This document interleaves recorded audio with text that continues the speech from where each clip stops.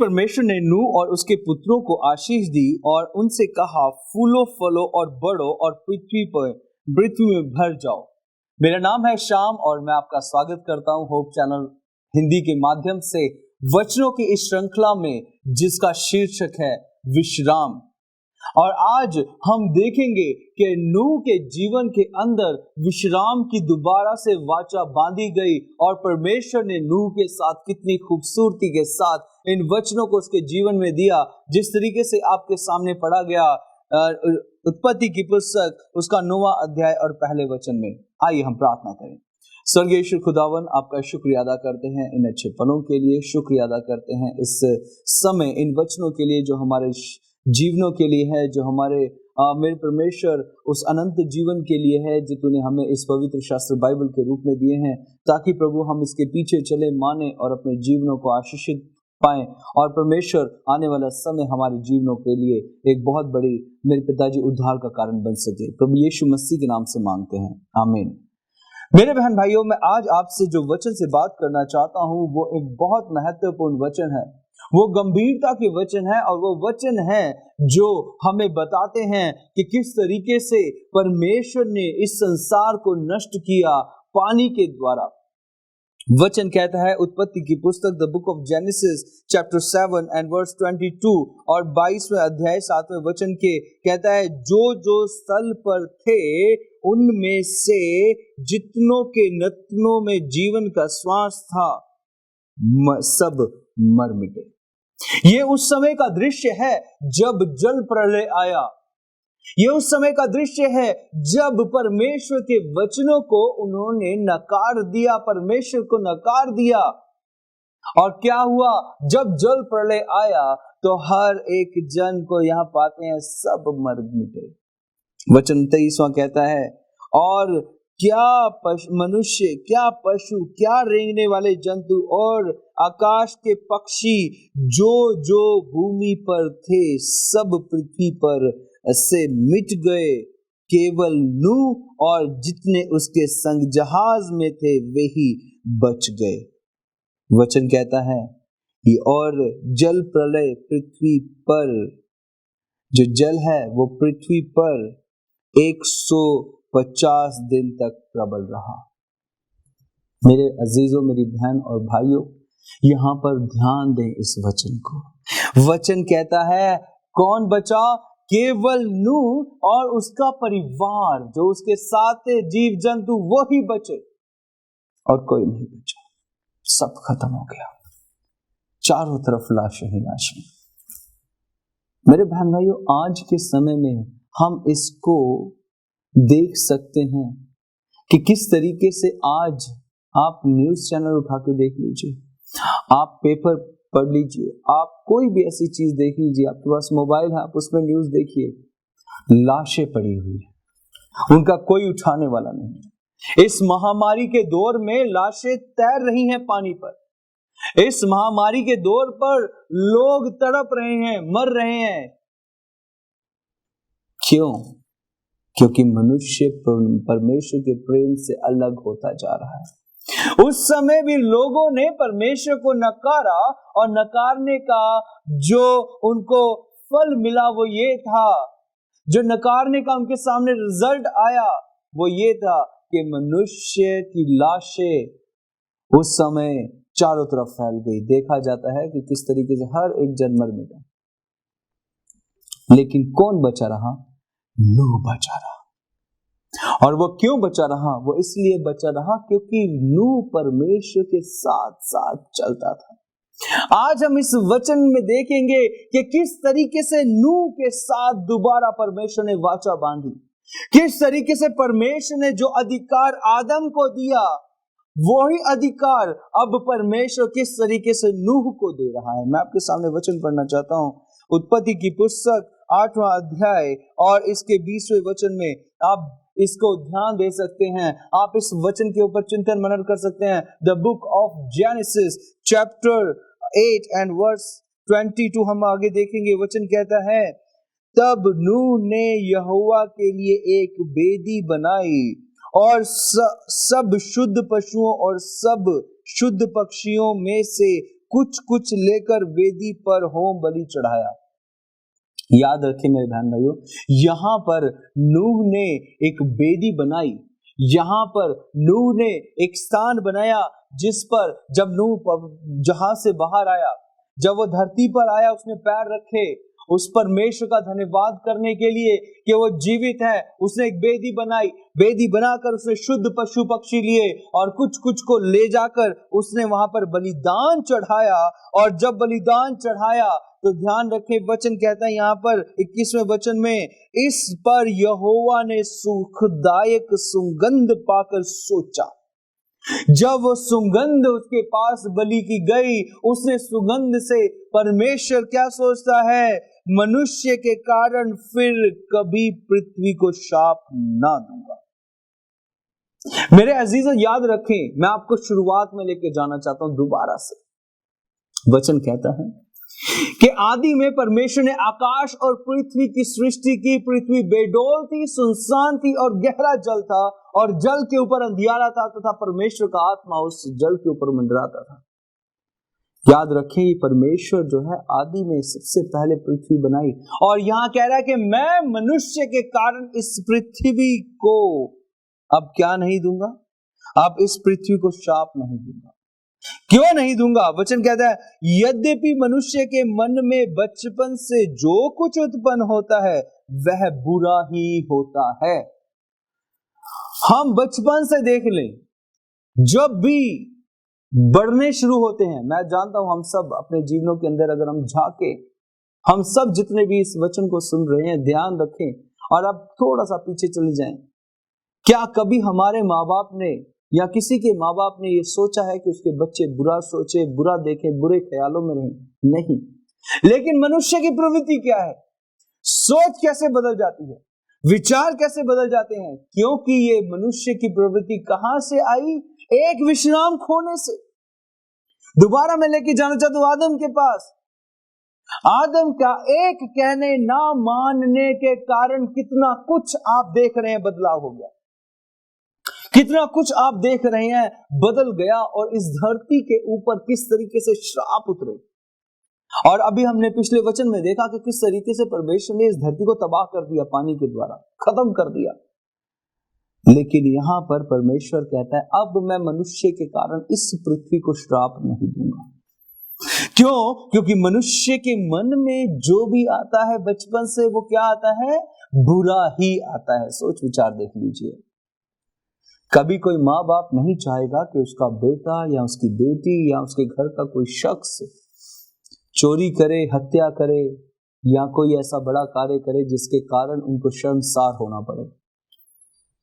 कोई माँ बाप नहीं चाहेगा। आज आप अखबार उठा के देखिए, टीवी लगा के देखिए, वहां पर क्या मिलेगा आपको? वारदातें ही वारदातें, गुनाह ही गुनाह। लोग मार रहे हैं, लोग एक दूसरे को काट रहे हैं, लोग एक दूसरे के साथ गलत कार्य कर रहे हैं। किसने सिखाया? परमेश्वर ने? नहीं, मनुष्य के अंदर एक ही कार्य से ये सारा कार्य शुरू हुआ। जड़ देखिए आप, बातें देखिए। नूह को इसलिए चुना परमेश्वर, नूह जो है परमेश्वर के साथ चलता था, परमेश्वर इसलिए नूह को चुन लिया कि वो उसके साथ क्या करे, वो उसके साथ मिलकर इस संसार को बचाए। वो चाहता था परमेश्वर के ये इस संसार को दोबारा से बचाए, लोगों को बचाए। लोगों ने नूह की नहीं सुनी, अपने जीवन से नहीं मुड़े, अपने उस संसारिकता से नहीं मुड़े और उसकी जो परिणाम था वो हम देखते हैं, लाशें चारों तरफ थी। और नूह जहाज से निकलता है, कुछ दिनों बाद जब समय निकलता है, वो पैर रखता है जमीन पर, परमेश्वर के लिए वेदी बनाता है और खुशबूदायक सुगंध परमेश्वर के पास जाती है बलि की। और वचन कहता है परमेश्वर ने सोचा कि अब मैं मनुष्य के कारण इस धरती को श्राप नहीं दूंगा। वचन आगे बड़ा ही प्यारा और क्लियर तरीके से कहता है, तो भी जैसा मैंने सब जीवों को अब मारा है वैसा उनको कभी ना मारूंगा। मेरे बहन भाई देखिए, परमेश्वर कितना दयालु है, कितना अनुग्रहकारी परमेश्वर है। कहता है ये जो कार्य हुआ है इसके बाद मैं अब दोबारा मनुष्य को नहीं मारूंगा। इस तरीके से फिर उसने नूह के साथ एक वाचा बांधी। नूह के पास जब उसने उस खुशबू को सूंघा, उसको विचारों को अपने व्यक्त किया, और परमेश्वर ने जब नूह की उस भेंट के पास गया, उस बलि को जब उसने स्वीकार किया, परमेश्वर ने नूह के साथ वाचा बांधी, क्योंकि नूह धर्मी इंसान था और वो परमेश्वर के साथ चलता था, डर था परमेश्वर का उसके जीवन में। वचन कहता है, नौवां अध्याय उत्पत्ति की पुस्तक और उसका पहला अध्याय में हम पढ़ते हैं, the book of Genesis chapter 9 verse 1 कहता है, फिर परमेश्वर ने नूह और उसके पुत्रों को आशीष दी और उनसे कहा, फूलो फलो और बढ़ो और पृथ्वी में भर जाओ। दूसरा वचन पढ़ता हूं, तुम्हारा डर और भय पृथ्वी के सब पशुओं और आकाश के सब पक्षियों और भूमि पर के सब रेंगने वाले जंतुओं और समुद्र की सब मछलियों पर बना रहेगा, और ये सब तुम्हारे वश में कर दिए जाते हैं। मेरे बहन भाइयों, फिर से वो ही आशीष परमेश्वर ने मनुष्य को दी जो आदम के पास थी, कि इस पर अधिकार रख, इस पृथ्वी के ऊपर अपना अधिकार बना ले। मनुष्य ने फिर से वो आशीषों को पाना शुरू किया। क्यों? क्योंकि वो उसके डर में आ गए थे। ये जो नई जनरेशन परमेश्वर ने नूह के द्वारा बचाई, ये नूह के जीवन के द्वारा उसका जो परिवार बचा, परमेश्वर के भय में आ गया।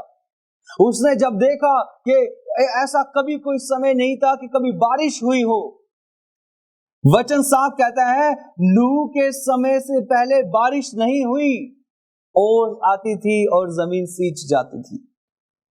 बादल उन्होंने, मैं सोचता हूं, बादलों के ऊपर से बारिश गिरते हुए कभी उन्होंने देखा नहीं होगा, लेकिन ऐसा तूफान, ऐसा बवंडर, ऐसी पानी, ऐसा मेघ बरसात, उसने धरती को तबाह कर दिया, खत्म कर दिया सब कुछ। लेकिन यहां पर उनके बच्चों ने जब परमेश्वर की उस ताकत को देखा, तो उन सब ने परमेश्वर में अपने विश्वास की मजबूती को दिखाया। आज हम वचन देख रहे हैं उस वाचा का जो परमेश्वर ने अपने बच्चों के साथ बांधा, उन बच्चों के साथ जो एक परिवार के रूप में बच गई थी। परमेश्वर ने वंचित नहीं किया, परमेश्वर ने उनको बुलाया, उनको वाचा बांधी और उनसे क्या कहा, फूलो फलो और बढ़ जाओ, उनको आशीष दी। याद रखें, इस आशीष के साथ एक और बात हुई है। इसी का 11वां वचन और 12वां वचन जब हम पढ़ते हैं, कहते हैं, मैं तुम्हारे साथ अपनी यह वाचा बांधता हूं कि सब प्राणी फिर जल प्रलय से नष्ट न होंगे। परमेश्वर कहता है, अब वो वाचा किनके साथ बांध रहा है? वो उस समय नूह के साथ बांध रहा है, उसके परिवार के साथ बांध रहा है कि ये वाचा बांध रहा हूं कि अब जल प्रलय से मैं मनुष्य प्राणी, किसी सब प्राणियों को नष्ट ना करूंगा, ना होंगे, और पृथ्वी का नाश करने के लिए फिर जल प्रलय ना होगा। वचन आगे कहता है, फिर परमेश्वर ने कहा, जो वाचा मैं तुम्हारे साथ और जितने जीवित प्राणी तुम्हारे संग हैं उन सब के साथ भी युग युग पीढ़ी की पीढ़ियों के लिए बांधता हूं, उसका यह चिन्ह है कि मैंने बादलों में अपना धनुष रखा है, वह मेरे और पृथ्वी के बीच में वाचा का चिन्ह होगा। मेरे बहन भाई, याद रखना, परमेश्वर ने यहां चिन्ह रखा। हम देखते हैं बारिश के बाद में एक बहुत बड़ा धनुष होता है, जो धनुष दिखता है हमें आकाश में रंग बिरंगा। ये वो धनुष है जो परमेश्वर की वाचा को दिखाता है। ये वो धनुष है जो परमेश्वर के प्रेम को दिखाता है। ओहो, अब मैं अपने बच्चों को, इस पृथ्वी को जल प्रलय से नहीं मारूंगा। लेकिन वचन कहता है, क्या कहता है कि उसने वाचा बांधी। और वाचा किनके साथ बांध रहा है? वाचा उन लोगों के साथ बांध रहा है जो बचाए गए थे उस समय। वाचा वो परमेश्वर उन सब के साथ बांध रहा है जो बचाए गए थे, जो परमेश्वर के वचन के अंदर बंध गए थे। और वो कोई और नहीं था, नूह और उसका परिवार था। मेरे अजीजों, आज मैं इस वचन को आपके सामने रख रहा हूं। आप इस वचन पर ध्यान देना, ये बहुत गहराई तरीके का वचन है। इस वचन की ओर अपने आप को लेकर जाना। आप इस समय अपने आप को नूह के सम्मुख लेकर जाएं, अपने आप को वहां लेकर जाएं जब दोबारा परमेश्वर इस धरती को बनाने लगा था। और परमेश्वर ने अपनी वाचा बांधी, किसके साथ? उसके बेटों के साथ। परमेश्वर ने अपनी वाचा बांधी किनके साथ? नूह के परिवार के साथ, कि अब मैं दोबारा जल प्रलय नहीं लाऊंगा, ना ही इस तरीके से नष्ट करूंगा। उसके बाद परमेश्वर उनसे अपना प्रेम व्यक्त करते हुए चिन्ह को देता है कि बेटा देखो, ये चिन्ह है आकाश में, मैंने अपना धनुष रख दिया है। ये वाचा का वो चिन्ह है जिसको मैं तुम्हें बताता हूं कि प्रलय से, जल से मैं अब इस धरती को खत्म नहीं करूंगा। ध्यान दें मेरे बहन भाइयों, ये वो समय था जब दोबारा परमेश्वर इस धरती को बना रहा था। दोबारा इस परमेश्वर इस धरती को जीवित कर रहा था। इस धरती को फिर से नव निर्माण में के कार्य में लग गया। वो क्यों लगा? ताकि वो अपना प्रेम व्यक्त कर सके। वो अपनी दया और अनुग्रह को दिखाना चाहता था कि जो उसके वचन को मानते हैं, परमेश्वर अपनी दया को उनके जीवनों पर रखता है। जो उसके हुक्म को सुनते हैं, परमेश्वर अपनी दया और अनुग्रह को उसके ऊपर रखता है। जो उसके वचन के ऊपर चिंतन मनन कर कर अपनी जिंदगी को उसके पास लेकर रखते हैं, लेकर आते हैं, परमेश्वर अपना अनुग्रह की वाचा उनके साथ बांधता है। आज हम सब टटोले अपने जीवन को, जांचें अपने जीवन को, क्या परमेश्वर ने हमारे साथ भी कोई ऐसी वाचा बांधी है? मेरे बहन भाई, याद रखना, जो पवित्र शास्त्र बाइबल है, पिछली बार जिस तरीके से हमने पढ़ा था, जितनों ने उसे ग्रहण किया, परमेश्वर कहता है वो उसके पुत्र और पुत्री होने का अधिकार पा गए। यहां पर हम देख रहे हैं परमेश्वर ने अपने बच्चे बना लिया और नूह को दोबारा से उसने शुरुआत करी कि दोबारा से पृथ्वी बन जाए। परमेश्वर देखता था, परमेश्वर पछताया किस चीज को देख के? मनुष्य के कार्यों को देख के। परमेश्वर दुखित हुआ किस चीज को देख के? मनुष्य की उस बुरे विचार और सोचों को देखकर। याद रखें, जो हमारा शरीर है ये पवित्र आत्मा का मंदिर है। बाइबल के अंदर साफ कहता है, क्या तुम नहीं जानते? अगर हम पढ़ते हैं पहला कुरिन्थियों के अंदर, वचन कहता है, क्या तुम नहीं जानते कि तुम्हारा शरीर पवित्र आत्मा का मंदिर है और जो तुम्हें दिया गया है, जो तुम्हें बसता है, और तुम अपने नहीं हो। मेरे बहन भाइयों, हम अपने नहीं हैं, ये शरीर हमारा नहीं है। हम कुछ समय के प्राणी हैं, कुछ समय, और वो समय किसी को नहीं पता कब आंखें बंद हो जाएं और हम खत्म हो जाएं। परमेश्वर कब हमारी सांसें ले ले। याद रखें, अपने जीवन को उस वाचा के पास लेकर आए।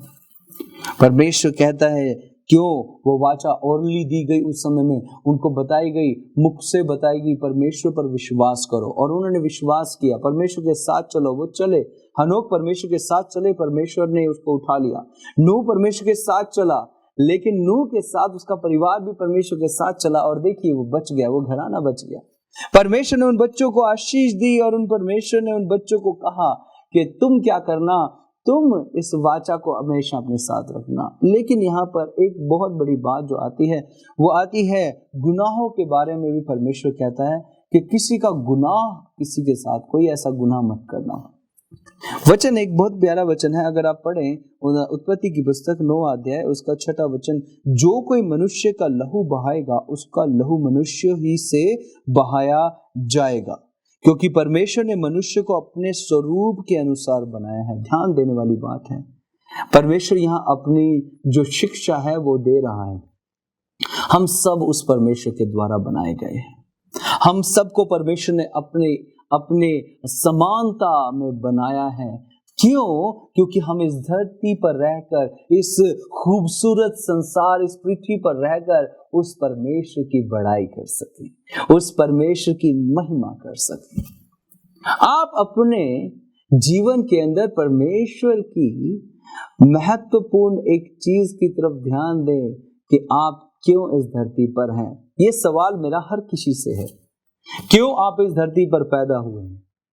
क्यों परमेश्वर ने आपको इस खूबसूरत धरती पर रखा है? याद रखें, हम सबको इस वक्त इस धरती पर रखा है ताकि हम उस परमेश्वर की बड़ाई कर सकें, उसकी हमद सना कर सकें। वचन कहता है नूह और उसका परिवार बढ़ने लगा, फूलने लगा, फलने लगा, और परिवार जो है ऐसा बड़ा कि बच्चों के बच्चे और बच्चों के बच्चे होते गए और एक नई जनरेशन पैदा हुई। और किस तरीके से हम देखते हैं परमेश्वर की दया और अनुग्रह इस परिवार के साथ बनी, और हम देखते हैं कि किस तरीके से ये परिवार आगे बढ़ा। मेरे बहन भाई याद रखें, आज अगर आप अपने परिवार के अंदर कुछ आशीषें चाहते हैं तो उस परमेश्वर के पास आए। वो वाचा परमेश्वर आपके साथ भी बांधना चाहता है। वो वाचा परमेश्वर आपके साथ उस तरीके से बांधना चाहता है कि आप और आपका घराना सब आशीष पाए। लेकिन ये कब होगा? ये तब होगा जब आप परमेश्वर के साथ मिलकर चलेंगे। याद रखें, हमारे कार्य हमारे परिवार के लिए, घर के लिए आशीष का कारण बन सकते हैं, और हम अपने ही घराने के द्वारा, अपने ही कार्यों के द्वारा अपने घराने को बचा सकते हैं। और वो कार्य कैसा है? जब आप अपना विश्वास परमेश्वर पर रखते हैं। वो वाचा परमेश्वर ने बांधी उस समय में नूह के साथ, वही वाचा परमेश्वर आपके साथ बांधना चाहता है कि फलो फूलो और आशीषित हो जाओ और कब्जा कर लो। किस चीज पे? इस संसार पे। ना कि ये संसार आपके ऊपर कब्जा करे, ना कि ये संसार आपके ऊपर राज करे। आपको संसार पर राज करने के लिए बनाया है, वो भी परमेश्वर के साथ। इसलिए आइए हम तैयार हो जाएं उन आशीषों को पाने के लिए जो परमेश्वर हमें देना चाहता है, अपने उस सामर्थ्य के द्वारा, शक्ति के द्वारा, और उन वचनों के द्वारा जो हम पवित्र शास्त्र बाइबल में पढ़ते हैं कि उसके हुक्मों को माने, उसमें बढ़ते जाएं। वो वाचा आपके साथ बांधेगा और आपको आशीषित करेगा। आइए हम प्रार्थना करें। स्वर्गीय ईश्वर खुदावन, इस वक्त हम आपका धन्यवादित हैं इन अच्छे पलों के लिए। इस वक्त आपका शुक्रिया अदा करते हैं। आपके इस पवित्र वचन के द्वारा परमेश्वर आपने वाचा बांधी उस समय नूह के साथ, जब प्रभु जी नूह ने अपना पहला कदम इस धरती पर रखा और परमेश्वर सब कुछ बदल चुका था, सब नया हो चुका था। इसी तरीके से आज आप हमारे जीवनों को भी नया करें, सब कुछ बदल दें, हमारे जीवन को हरा भरा करें, ताकि प्रभु जी बुराई हमारे जीवन से दूर हो, हर एक बात जो हमें तेरे प्रेम से अलग करती है दूर हो, और प्रभु हम तुझ में आशीषित हो जाएं। प्रार्थना करते हैं हमारे जीवन की कमी घटियों को दूर करें, ताकि हम उस वाचा के साथ बनकर अपनी आपकी महिमा करें और अपनी आशीषों को पाते जाएं। धन्यवाद के साथ इस प्रार्थना को मांगते हैं प्रभु यीशु मसीह के नाम से, आमीन।